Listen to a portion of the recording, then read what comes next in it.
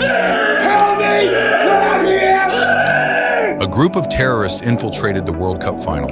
Only this man sensed that something was wrong. This man was a retired veteran. He had brought his niece to watch the game, but halfway through the match, his niece suddenly went missing. Then he realized his cell phone signal had been blocked. He followed a staff member to check the surveillance footage. On the way, he was ambushed by a security guard. Fortunately, the man was agile and managed to subdue his attacker. He suspected that the stadium had already been infiltrated by terrorists. He picked up the walkie-talkie and tuned into the police frequency to call for help. But the police were skeptical and contacted the venue's security manager to verify the situation. What the police didn't know was that the security office had already been taken over by terrorists. And so, the man's distress call was dismissed by the police as a prank.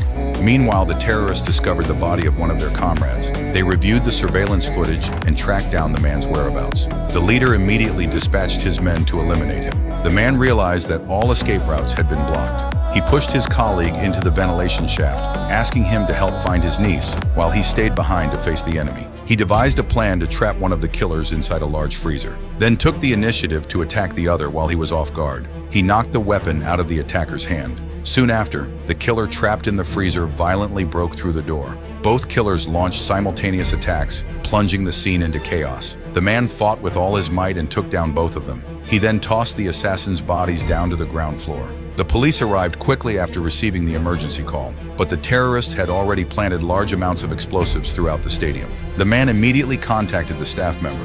At that moment, the fans were completely engrossed in watching the game. To evacuate the fans, the staff member came up with a plan. Allahu Akbar!